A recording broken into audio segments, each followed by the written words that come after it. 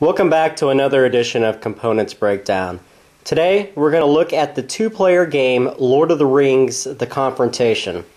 We're going to look at the deluxe version today, show you all the components inside, and give you a brief description of the differences between this version and the previously released version. So with that, let's open up the box and do some comparisons. The Lord of the Rings: The Confrontation is a wonderful two-player game that allows its players to take control of one of two different forces in Middle-earth. The first being the forces of Sauron in their attempt to recover the One Ring, and the second being the Free People armies and their attempt to destroy the One Ring in the fires of Mount Doom. So inside the box itself, we're first going to show you all the components and the insert itself, and then we'll actually break it down and show you the difference between this and the version that came out a couple years prior. The first thing is a 12-page full-color rulebook. Very easy to understand with battle examples throughout, combat card listings, draft game listings, and all the variant cards and all the information that you would need to know. It's a very well-written rulebook, very easy to understand. The second thing you're going to notice are two player reference sheets. On these reference sheets, they have two different sides. The first side, and we'll go to that, is the classic version of the game. This is what the original game came out with all of its original characters, all of its original cards, all of its special cards for both sides. Now zooming back out, this is a great reference sheet because it lets each of the players know exactly which cards the opponent has played and which number values they have used, as well as the strengths and weaknesses of all of their characters.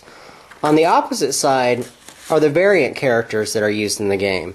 These are all the ones that are either alternatives of characters they've made. For instance, you see Frodo in both games, but they've added new additional characters as well. And you see Smeagol, you see Elrond, you see Faramir, Theoden, Treebeard.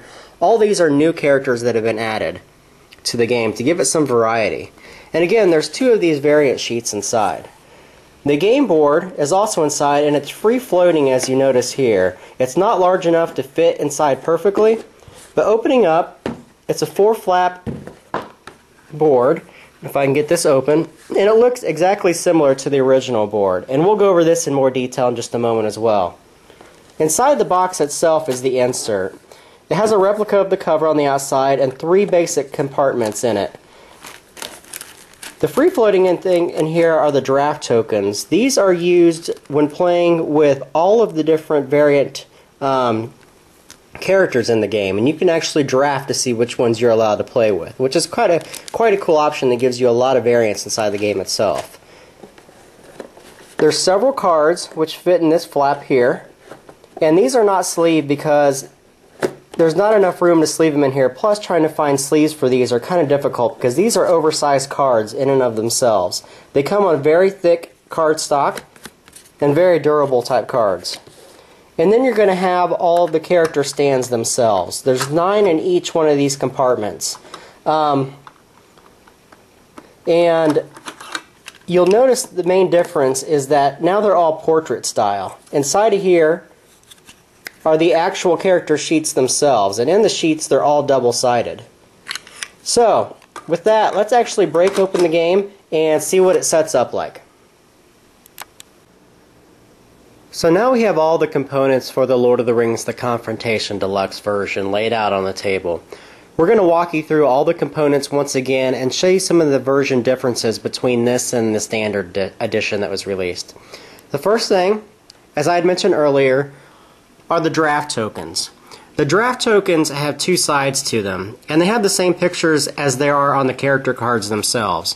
One version shows a ring signifying that it's from the classic version of the game, and the other side, the star, showing that it comes from the deluxe version of the game, which are all the variants.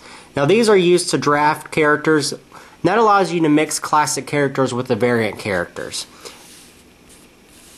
Again, I showed you the player aids, which are double-sided. The game board itself looks very similar to the board that was released in the standard edition. Now they have changed some of the fonts, some of the types, some of the overall design around the board, but it still has the same look and feel as the original board. All the mechanics on the board are the same. What they did change though was the size of it. It's a much larger board this time. And yes, I do have it faced the right way. When you play from corner to corner. So if that throws people off, I'm not going to go into the gameplay itself, but the game is set up as such. The other thing about the game is they have changed the player stands this time around. The player stands are now portrait style, and they're much larger than the initial or original ones that came out. On the back side of the Free Peoples is the Tree of Gondor, and on the back side of the Sauron side is the Eye of Sauron. Now, I have all the classic versions inside of here, and you'll notice once again on the bottom of them there is a ring in dead center. That signifies that it comes from the classic version of the game. Taking Gimli out, though, and flipping him over reveals one of the new characters, Theoden. And as mentioned, you can either play the classic version of the game or the variant version, or you can do a draft and mix them. I would suggest playing the classic version, learning that first, and then playing the variant, and then doing all the draft mixing itself. The game ships with oversized tarot-style cards, and all the cards retain the same face values, 1 through 5 for the Free Peoples, and 1 through 6 for the Shadow players. 3 special cards for the Shadow players, and 4 special cards for the Free Peoples. All of these are the same as the Standard Edition.